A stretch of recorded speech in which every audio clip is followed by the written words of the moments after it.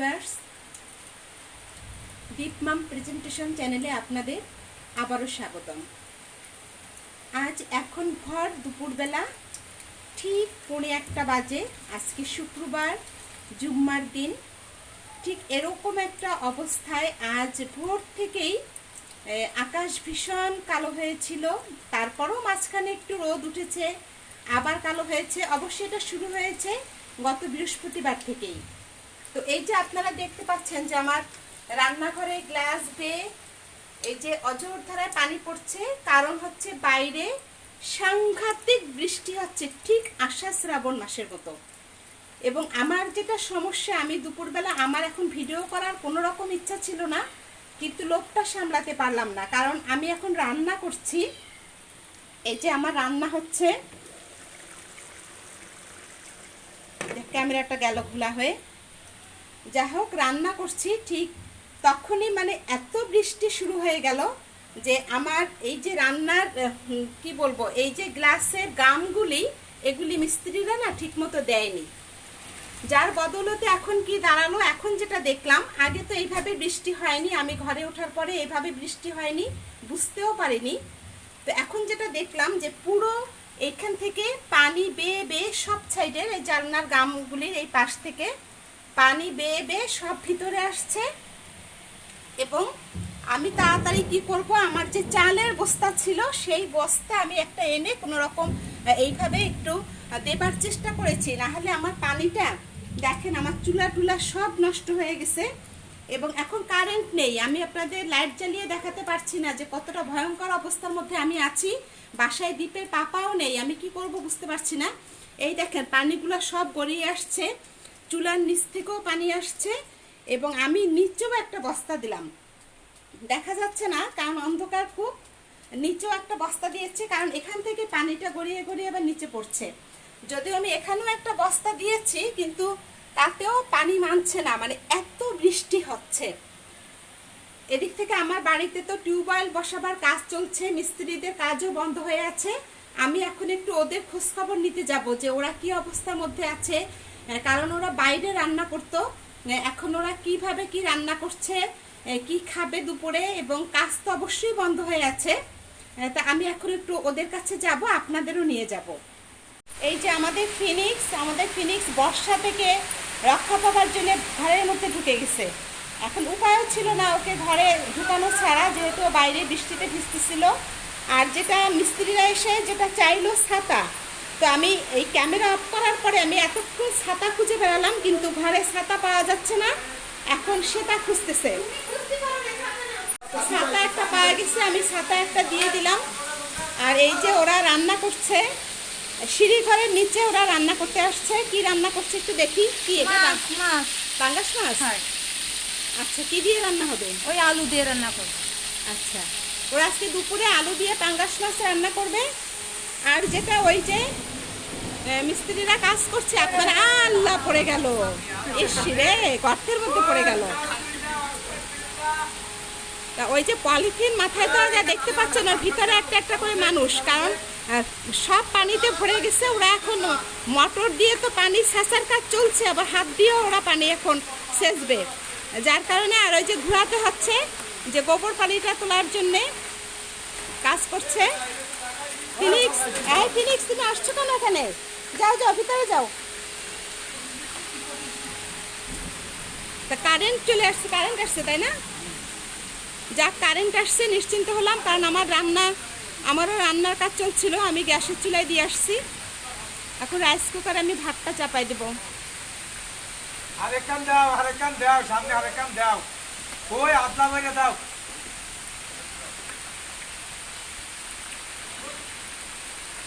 আসলে এবছর সিজনটাই আমাদের পুরো শীতকালটা আমরা বুঝলামই না, যেটা শীতকাল না বর্ষাকাল।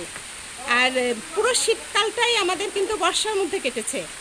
আর যেটা হয়েছে যে এই কারণে বাংলাদেশের মানুষরা ভীষণ অসুস্থ, প্রত্যেকের ঘরে ঘরে রুগী আছে, শুধুমাত্র এই ওয়েদারের কারণে। তো দেখেন ওরা কাজ করে যাচ্ছে, এখন আর মানে পলিথিন মাথায় দিয়েও কাজ হচ্ছে না, যেহেতু কাজের চাপটা অনেক বেশি। এখন ওরা বৃষ্টিতে ভিজেই কাজ করছে, তো এই ছেলেগুলো তো অসুস্থ হয়ে যাবে।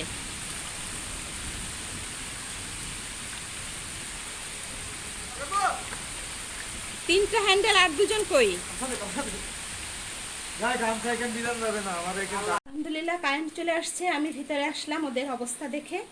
এই যে দেখেন আমার নিচের একটা চালের বস্তা তাই দিয়ে দিয়েছিলাম। এই যে এখান থেকে বেয়ে বেয়ে সব পানি পড়ছে, কোনো উপায় নেই। এপাশে একটা বস্তা দিলাম, সব ভিজে গেছে।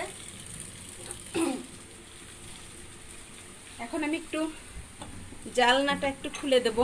না, কাজ হবে না রে, ভীষণ বাতাস, জানলা একাই বন্ধ হয়ে যাচ্ছে।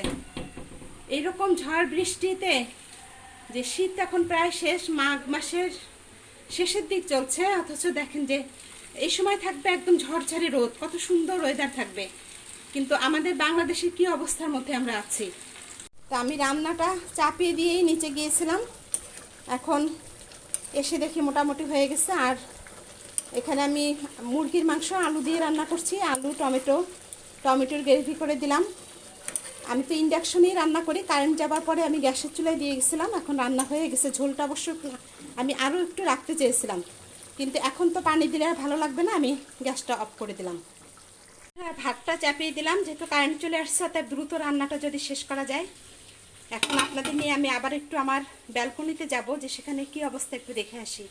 বন্ধুরা, এটা আমার হচ্ছে আমার বেডরুমের পূব পাশের ব্যালকনি। এটা তা উপরে এখনও গ্রিলগুলি এখনও দেওয়া হয়নি, শীঘ্রই দিয়ে দেবে দীপের পাপা, এখন এই কাজটুকুন বাকি আছে। তো এই যে দেখেন যে বৃষ্টি হবার আগে একটা প্রচণ্ড বাতাস হয়েছিল, এখন বৃষ্টিটা কিন্তু একটু ধরে আসছে।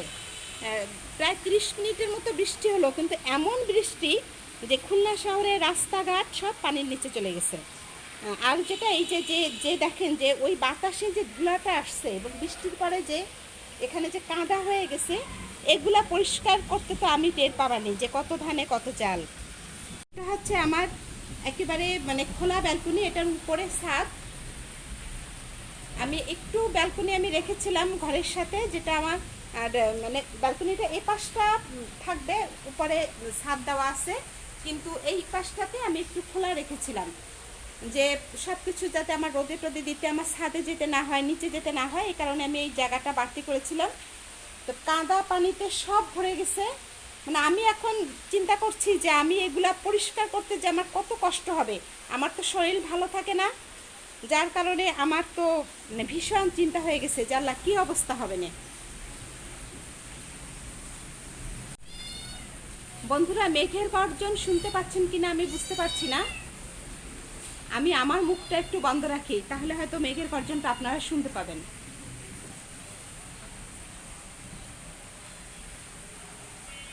এখন বন্ধ হয়েছে, মানে বৃষ্টি ধরে আসছে, তারপরেও ক্যামেরায় আপনারা দেখতে পাচ্ছেন যে কতটা বৃষ্টি, এখনও বৃষ্টির ধাসটা কত জোরে।